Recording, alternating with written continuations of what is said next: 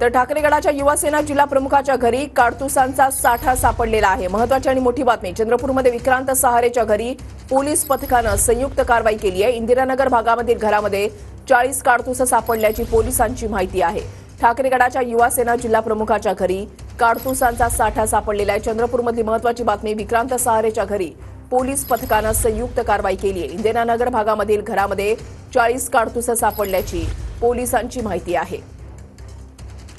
तरी ते काडतुसं आहेत। आपण पाहता ठाकरेगडाच्या विक्रांत सहारेच्या घरी पोलीस पथकाची संयुक्त कारवाई।